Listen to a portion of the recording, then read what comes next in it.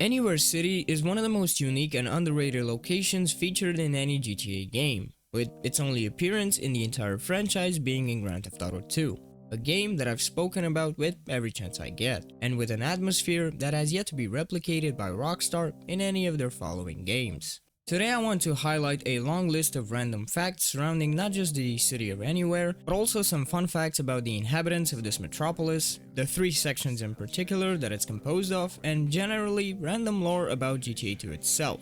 Let's also dive for a brief moment into the lore of the man we play as during the entirety of the game, Claude Speed, not to be confused with Claude from GTA 3. By now it should be well known by most people how protagonists from different universes are not related to one another. We barely know anything about our boy Claude Speed, as there's not very much lore given about him within the game itself.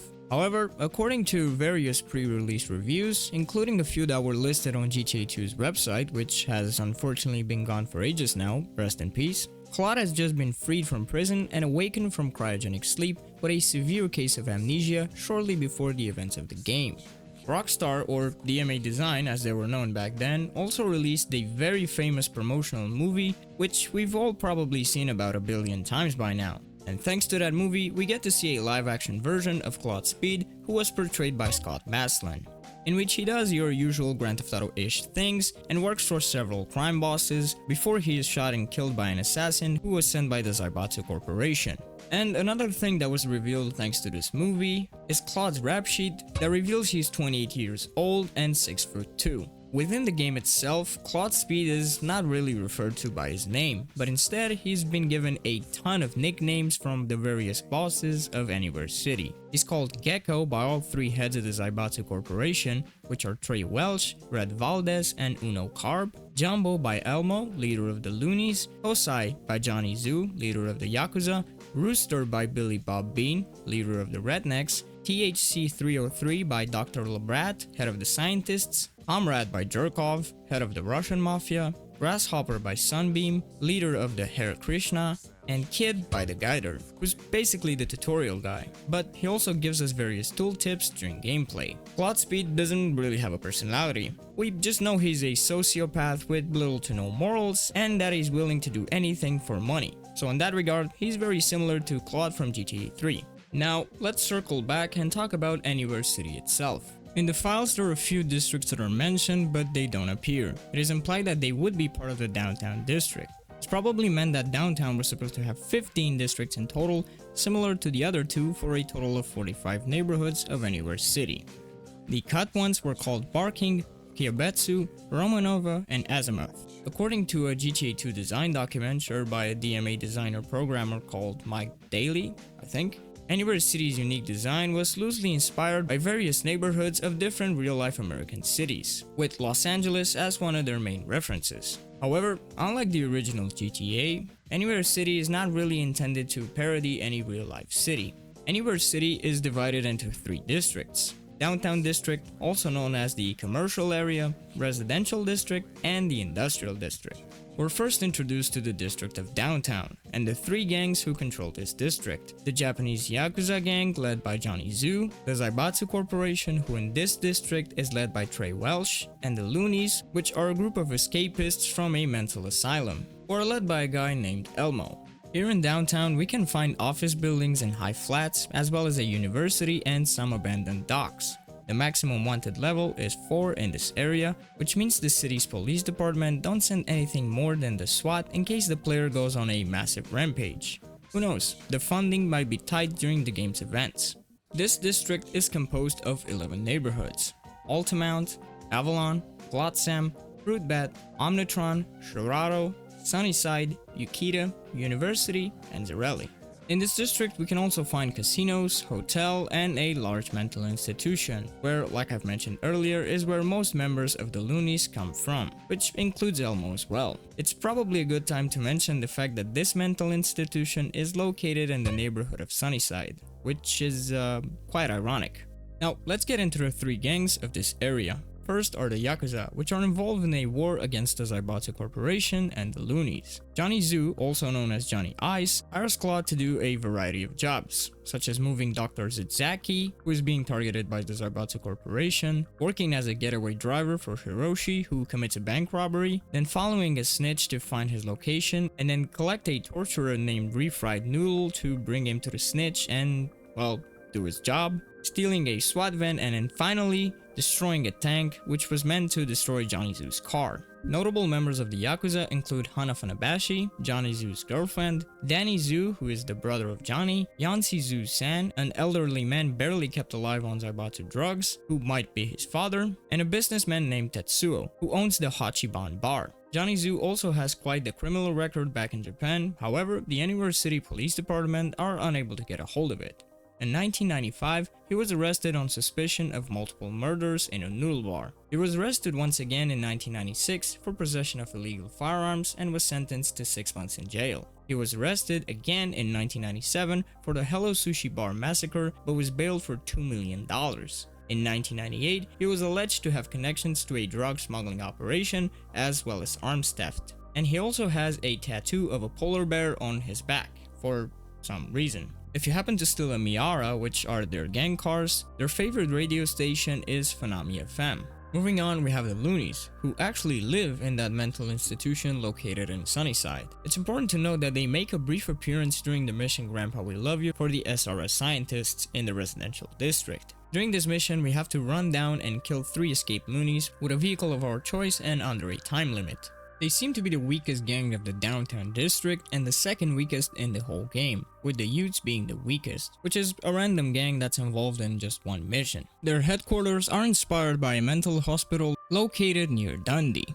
Next are the Zaibatsu. The Zaibatsu are a powerful Japanese-American crime syndicate, and they're located in all 3 districts of this city, which I think makes them the strongest gang in the entirety of the game. The Zaibatsu appear as a simple but successful pharmaceutical corporation that manufactures a wide range of products and distributes them around the city. They also have a website which describes them as the world's last major privately owned corporation. In reality, they are a powerful crime syndicate in the underworld of the US that runs both legitimate and illegal businesses. During the events of GTA 2, not only do they have control of a lot of neighborhoods in all 3 districts of the city, but they've even managed to flood the city with drugs, but they're also basically involved in a giant war with the other 6 gangs of the city. All of Zaibatsu's own facilities across the city are used as fronts for their criminal operations. Their involvements are in narcotics, contract killing, and shadowy politics. Their car, the Z-Type, is also featured in GTA 5, and is the second fastest gang car. Trey Welsh is the boss of this district. His wife of 5 years is Petula Shu, and his criminal record claims that he's involved in illegal street racing, injecting people with drugs and then kidnapping them, and that his excessive use of untested drugs turned him into a Dr. Jekyll style guinea pig. He's also known as the Chemist, Schizo, or Speed. And because we're on the subject of Zaibatsu bosses, let's also talk about the other ones. Red Valdez is the boss of the Zaibatsu, but in the residential district. According to his police file, he owns a stretch limousine and never sleeps. He is also known as the Android, Lady Killer, or the Shrink. And finally, in the industrial district, we have Uno Carb, or Carbine, who is a heroin addict, which he pays for by selling cutting-edge weaponry from Zaibatsu. And just like the other 2 bosses, he's known by 3 nicknames: One Gun, the Man with No Name, and Santa Claus. After a long yapping session, we can finally move on to the residential district. A district that's probably a lot of people's favorite. A district full of blocks of flats and shops, the Alma Mater prison, a military base, the Zaibatsu village, the mobile RV park, and the SRS scientist laboratory. The maximum wanted level you can get in this district is 5 on the PC and 6 in the PS1 version, which is something that I didn't know prior to making this video.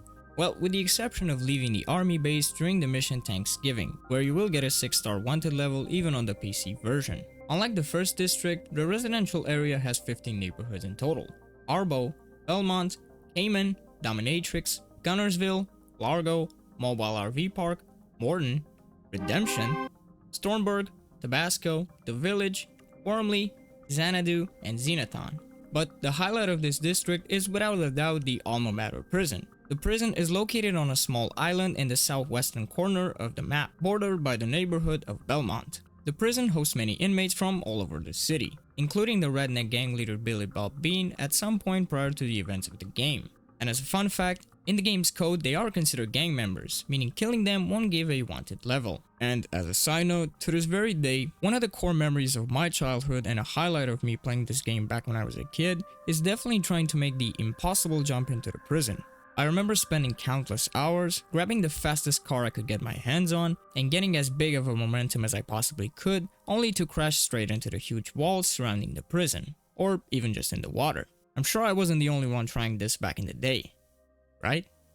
Funnily enough, you can actually use a car to get into the prison, but on the northern part of it, and it's actually used in speedruns to complete the mission penalties much faster and skip entire sections of it. However, this particular jump isn't very easy to pull off, or it might just be a skill issue problem on my end. The way it works is that getting out of the prison whilst you are supposed to eliminate your targets triggers a sequence break where the game thinks you've done your job, and from there, you only need to get back to the RV park to complete the mission. We also have to talk about the other two gangs besides the Zaibatsu that reside in this district. First, we have the Rednecks, with Billy Bob Bean as their leader, who lives in the mobile RV park and has his own moonshine brand BB Beans Brew, which produces beanie liquor. He's a traditionalist and hates everything that is different from him. His dialogue icon does kind of resemble Elvis Presley, and we also know he has a daughter named Mary Jo Bean. According to the GTA 2 website, his email address is billybob@hickmail.com. Reading this makes me wonder if someone actually made this into an actual address. Next are the SRS scientists. They represent a faction of elite scientists dedicated to imposing their own dubious morality on the world. According to the GTA 2 website, the SRS soldiers are actually just clones conceived in a laboratory, and the codename or nickname given by Dr. Lilbrat Claude Speed, THC-303, is a reference to tetrahydrocannabinol,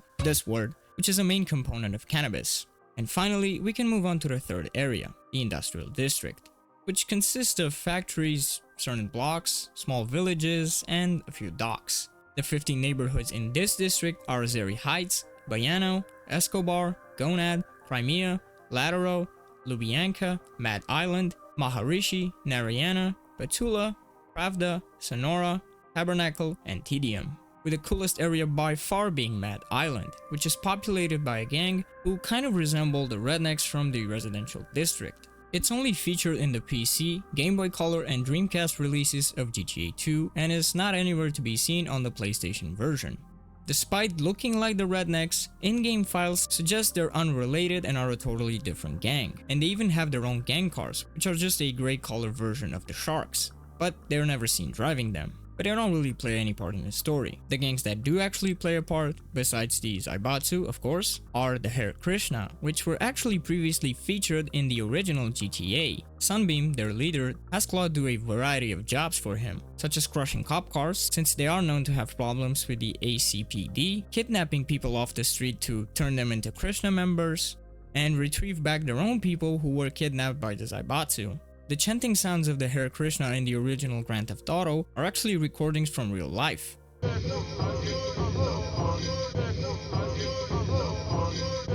Their favorite radio station is Heavenly Radio, which broadcasts from Hare Krishna's Vedic temple. In the GTA 2 manual, it is said that their criminality is entirely based around stealing and destroying technology, due to the fact that they're being tired of being run over by cars with nothing but tambourines to defend themselves. But considering they carry Molotovs and flamethrowers, if you happen to have very low respect for them, is kind of ironic. According to his police file, Sunbeam is tall and heavyset, with a twitching left eye and shaved head, showing where a titanium plate was inserted after he was caught in an oil rig explosion. He uses steroids and enjoys stealing and crushing cars. He's also a guy that goes by 3 nicknames: Blondie, Crusher, and Thor. And then finally, we have the Russian Mafia, who are at war with the Zaibatsu and Krishna and control a few neighborhoods in the industrial district. The Russians are led by a man named Zhirkov, who is an ex-soldier for the Red Army. He was kicked out of the Soviet Army in 1989, and in 1994, he was linked to a number of deaths in America's underworld. He disappeared shortly thereafter, but was spotted in a knife attack in 1996. He was arrested and tried for possession of heroin, which he is addicted to, in 1997, but was acquitted when evidence was lost. He is also suspected of disemboweling a rival gang member. He is married to Sandra Tito, a Serbian refugee, and they have a son. And would you guess that he is also known by 3 nicknames? Junkie, Soldier, and Smiler. In the Game Boy Color version of GTA 2, Jerkov's name is changed to Surkov, perhaps to tone down the game's wacky nature a tad bit.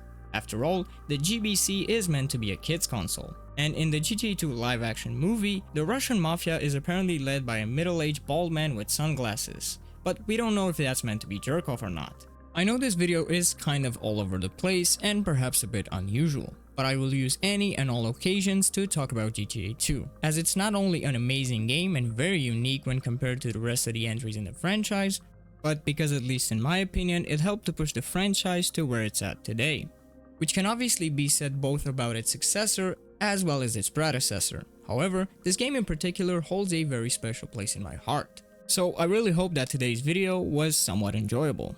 But what do you think? Did I miss any important details about the lore of GTA 2, Anywhere City, or one of its many deranged inhabitants? Let me know in the comment section down below. And while you're there, also leave a like. And of course, consider subscribing if you want to see more. Thank you so much for watching. And remember, respect is everything.